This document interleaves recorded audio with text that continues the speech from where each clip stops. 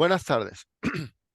Este es un ensayo de la charla que voy a dar en la conferencia Big History a final de mes. Y bueno, es una presentación personal, pero que van a ver, tienen claras relaciones con Big History. Y algo que hicimos en la asociación a comienzos de este año, creamos el grupo de enseñanza de la asociación. Hemos tenido dos reuniones, aquí hay fotos de ambas reuniones, y en la última reunión discutimos los objetivos de enseñar Big History. Y bueno, hay varios, pero uno que estuvimos de acuerdo, bueno, fue que la idea, uno de los objetivos de enseñar Big History es crear sentimientos de identidad más amplios al nivel humano, de vida y al nivel planetario. ¿Ok? Ahora, una motivación de esta charla es que en esta lección del curso Big History del OER Project hay una encuesta. De hecho, creo que es lo primero que ocurre en esta lección, que es acerca de estados modernos e identidades. Le preguntan a los estudiantes quiénes son ustedes. Y la encuesta pregunta, ¿tienen una identidad dentro de la escuela, o sea, dentro de los grupos que se forman en la escuela, una identidad cultural, religiosa o de género? Y me sorprendió que no hubiera ninguna pregunta acerca de identidad nacional.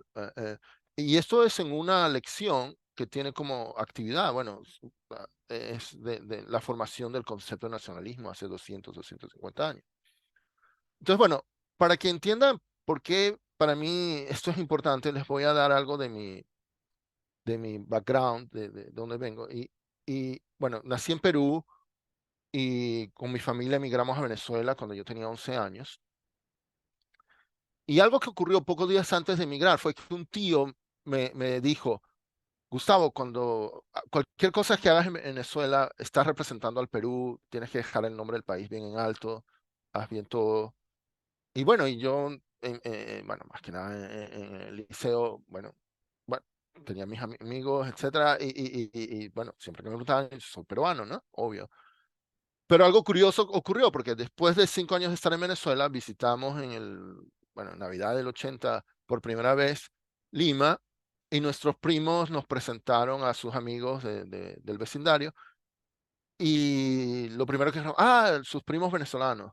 Y bueno, y luego cuando empezamos a conversar con ellos, les dio risa, los amigos de nuestros primos nos dijeron, hablan igualito que las telenovelas. Y entonces, bueno, era un poco raro después de estar años diciendo soy peruano, de pronto volver al Perú y que lo que me dijeran era que era venezolano. Entonces, bueno, eh, algo que ocurrió en Venezuela en una de mis primeras clases de historia fue que nos explicaron que Simón Bolívar fue el libertador de 5 países sudamericanos, incluyendo al Perú. Y eso que fue una afirmación, digamos, sin ningún impacto para mis compañeros venezolanos, para mí fue un shock porque en mi primaria en Perú me habían explicado claramente que José de San Martín era el libertador de Perú. Y bueno, hasta ese momento yo les creí lo que me decían en el colegio, en el liceo, al- literalmente. O sea, pero ese momento fue un shock porque ante tal contradicción tuve que empezar a cuestionar. Y bueno, y de ahí surgió mi afición, o sea, bueno, me intrigué por la enseñanza de la historia en distintos países, bueno, como hay distintas versiones, etcétera. Lo otro que motivó mi interés por la historia fue que tuve la gran suerte de, en la Olimpiada Matemática Venezolana, ganar esta enciclopedia eh, como premio, que es la versión en castellano de esta, que bueno, me llevó a apasionarme por las matemáticas, pero en particular por la historia de las matemáticas. Bueno, y para resumir, a lo largo de los años me volví aficionado a historias no solo de países y áreas de conocimiento, sino de arte, de compañía. Decidí explícitamente unos años después coleccionar y aficionarme a historia de cualquier tema. Y eso en cierto modo me ayudó, no sé, yo tendría 20 y pico años cuando me pregunté qué quería hacer en mi vida. Y en realidad, antes de contestar la pregunta qué quería hacer en mi vida, me pregunté algo parecido a la encuesta que mencioné al comienzo. Pregunté, ¿qué soy yo? Y bueno, por mi formación matemática, supongo, decidí usar unos diagramas de Venn para contestar esa pregunta. Entonces, bueno, dije, bueno, soy un individuo, pertenezco a una familia, a un país, no, no, mentira, a dos países. Y, y aquí un lema que he decidido adoptar es añadir en lugar de reemplazar. O sea, en algún momento me di cuenta que no era ningún conflicto, o sea, que no tenía por qué escoger uno o lo otro. O sea, de hecho, el año pasado, alguien que conocí, cuando me preguntó dónde eres y dije, soy peruano venezolano, me dijo, bueno, pero ¿de dónde? ¿Cuál de los dos? Y yo le dije, mira, que me pidas escoger uno o el otro es como que me preguntes si quiero más a mi mamá o a mi papá, o sea, no tengo por qué escoger uno, o sea, no tengo por qué reemplazar uno por el otro, o sea, puedo tener múltiples identidades. Y bueno, también tengo identidad como latinoamericano y como, y también del mundo, ¿no? Ahora, otra dimensión, bueno, para que me entiendan también mejor, como muchos latinoamericanos, eh, tengo origen mixto de distintas zonas del mundo. En esta foto familiar aparezco aquí, bueno, aparecemos Elvira y yo aquí. Estos son tres de nuestros abuelos, aquí está mi papá y tíos y tías. Em, y bueno, como pueden ver bien mezclado, bueno, ese es nuestro abuelo chino. Y en el último año me hice el test de ADN para ver los orígenes étnicos. Y bueno, confirmaron la variedad de continentes, lo cual para mí yo creo que es una gran fortuna. O sea, yo recuerdo muy bien cuando vimos la miniserie Raíces, mi mamá nos enfatizó que teníamos sangre de esclavos africanos en nuestras venas y eso nos hizo ver la serie con más emoción. Bueno, el test lo que dice, según el test, que soy un tercio indígena peruano, casi un cuarto chino. Bueno, en realidad, tomando en cuenta otra cosa por aquí, es un cuarto chino, definitivamente, más de 20% español y bueno, luego sangre del occidente de África y otros sitios. Ok, ¿cómo me ayudó esto a decidir qué quiero hacer en la vida? Bueno, me di cuenta que algunos objetivos son conflictivos o desalineados, los llamo. O sea, bueno, como individuo de un país subdesarrollado, si al emigrar, digamos, para desarrollar mi carrera académica profesionalmente, bueno, eso era bueno para mí, para mi familia, pero para mi país o países de origen no tan bueno, ¿no? Ahí hay algo de conflicto. Pero me di cuenta que otros objetivos eran buenos a todos los niveles, eso los llamo alineados. Por ejemplo, este hobby, esta afición de coleccionar y aprender de historias de distintos temas, la considero que es bueno, yo me entretengo mucho haciendo eso y bueno, y ayudo a mi familia y puedo poco a poco, digamos, extender mi círculo de influencia y ayudar de repente a grupos más grandes. Bueno, en esta afición de buscar historias de cualquier tema, en Barcelona compré este libro que es la traducción de este libro en francés, que en inglés lo tradujeron así, Orígenes. Aquí un periodista entrevista a un astrofísico, a un biólogo evolutivo y a un paleoantropólogo acerca de los orígenes de distintos niveles. Ese fue creo, el primer libro que tenía esta estructura, que compré, que tenía la estructura de lo que ahora llamamos Big History. Bueno, esto me ayudó cuando pocos años después me planteé la pregunta, ¿qué relatos les cuento a los chicos cuando eran tan pequeñitos? ¿Ok? Y una manera en que contesté esto fue añadiéndole al diagrama de Venn que mostré hace un rato otra dimensión. ¿Se imagínense en el eje horizontal el tiempo? Entonces lo que dije, bueno, ahora un individuo en lugar de ser solo una elipse ahí, puse un cono. Y en el caso de un individuo, el vértice del cono representa el cumpleaños. Y es algo que celebramos, ¿no? Feliz cumpleaños. Si la familia es afortunada y empezó con una boda, bueno, el vértice representa el aniversario de bodas y es algo que celebramos. Y muchos países de América, pues celebran, son feriados nacionales, el Día de la Independencia. Ah, lamentablemente, para este cono no tenemos ninguna celebración. Respecto a este cono, cuando leí este libro en los noventas, me llamó mucho la atención lo apasionado que era Richard Leakey escribiendo sobre todos los humanos, los orígenes de los humanos. Y más adelante, bueno, bueno, creo que de repente en la contraportada comentan que Richard Leakey pertenece a una muy famosa familia de paleoantropólogos que durante décadas y décadas han estudiado los orígenes de la humanidad en el oriente de África, Tanzania, Kenia. Y lo que se me ocurrió fue, bueno, si esa familia, o sea, por décadas han estado estudiando los orígenes de los humanos, bueno, son como muy conscientes de toda la humanidad y se apasionan por el tema. Y eso me llevó a pensar, bueno, ¿quiénes estudian este otro nivel? Y de hecho una manera, creo, de mostrar interés por ese nivel es tener mucha motivación ecológica. Y lo que me pregunté, bueno, en realidad me lo planteé como una hipótesis. Dije, ¿será que los primeros ecologistas eran biólogos? Yo no tenía idea del tema y bueno, cuando averigüé, encontré que uno de los primeros libros muy influyentes en crear el movimiento ecológico fue este de Rachel Carson y ella efectivamente era una bióloga marina. Y bueno, luego está el nivel de tierra y, y, y bueno, el universo. Y esto es lo que yo llamo los conos de identidad. Y, y en todos estos niveles yo sigo con mi lema añadir en lugar de reemplazar.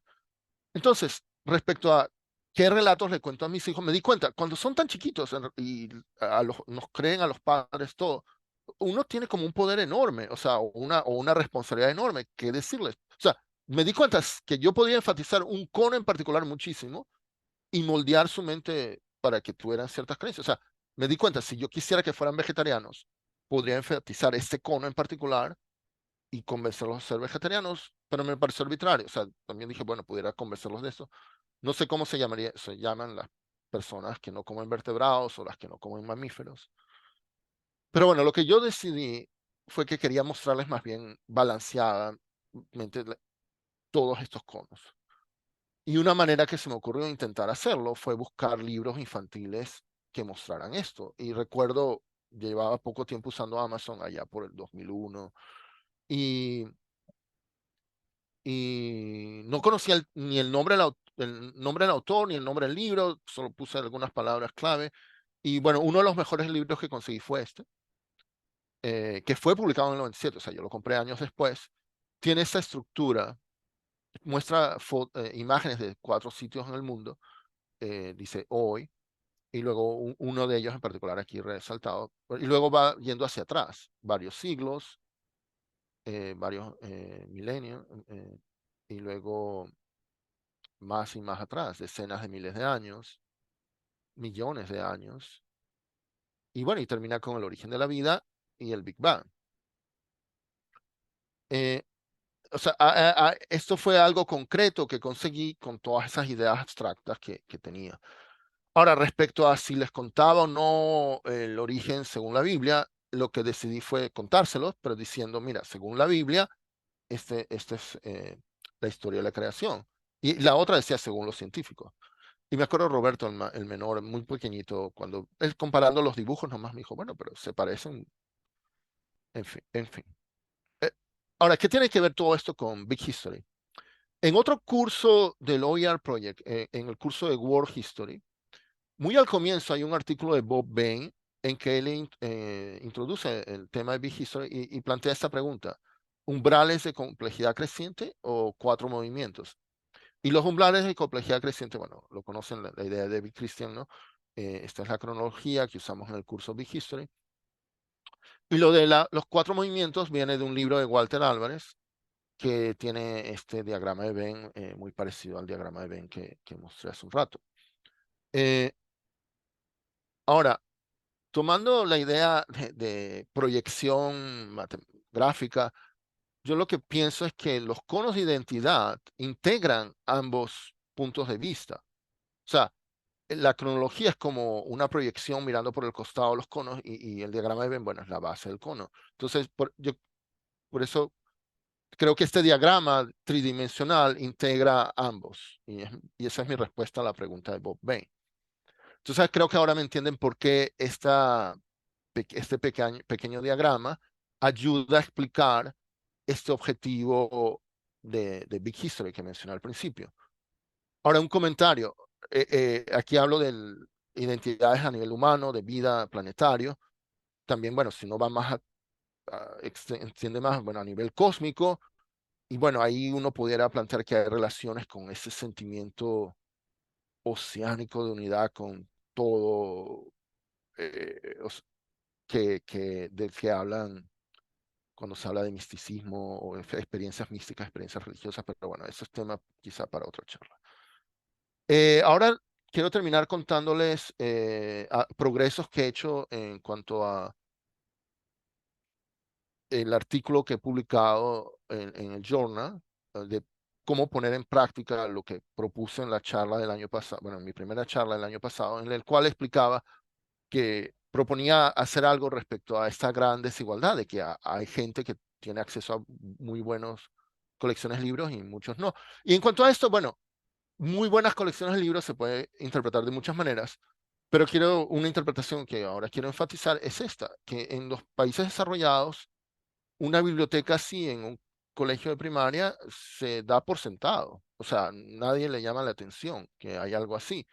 Pero hay muchos lugares del mundo en que no existe eso. Y mi propuesta es, lo que planteo es que la tecnología hoy en día permite publicar colecciones que una persona hace, colecciones de libros, y publicarlo en bibliotecas públicas, hacer copias de la colección y mandarlo. Bueno, y esto yo lo hice con Venezuela, mandando libros de distintos países, y lo que yo proponía era hacerlo con otros países en desarrollo. Y en cierto modo, en cuanto a redes de información, podemos pensar que había una red de información vieja, libros y bibliotecas, y hay una nueva, Internet, y desde hace 25, bueno, desde la popularización de Internet, hace 3 décadas, la gente está pensando más en términos de reemplazar la vieja red con la nueva, y yo pienso que más bien la nueva red puede ayudar a mejorar la vieja red, o sea, en términos de añadir en lugar de reemplazar. Y durante el último año he estado donando libros a la Asociación Africana de Big History en Camerún, y, y les aseguro que es pura coincidencia. Fue después de que empecé a donar que me hice el test y resulta que Camerún es el cuarto país que mencionan en la lista de mi ADN.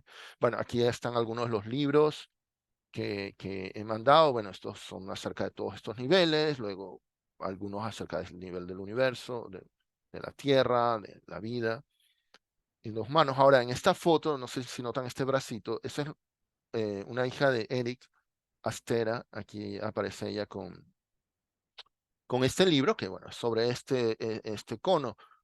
Empieza hablando del origen de la vida y termina con el árbol de la vida, un árbol de la vida. Ahora, a mí me encanta que el libro está escrito en primera persona plural. Ahora, me ha sorprendido en Goodreads leer que más bien hay gente que a eso le choca que hable en términos de nosotros. Y, o sea, yo no lo entiendo. O sea, los hinchas de equipos de fútbol, de béisbol, de lo que sea, de un equipo deportivo, los que son hinchas que se identifican mucho con su equipo, hablan en términos de nosotros ganamos, nosotros perdimos, cuando hablan de los resultados de su equipo. No entiendo por qué uno no puede hablar en términos de nosotros, en términos del equipo humanidad o el equipo vida. Bueno, también he mandado libros así de individuos que pueden ser ejemplos a seguir, como bueno, este es de la película, bueno, no sé si vieron la película de Hidden Figures. También esta es otra película que está en Netflix, que si no la han visto la recomiendo muchísimo.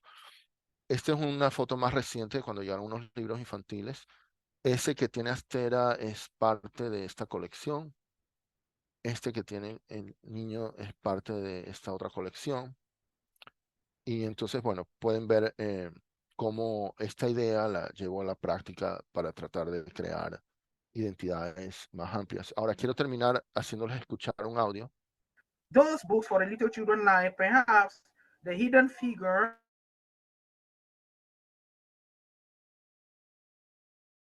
that was last Tuesday. She read those books.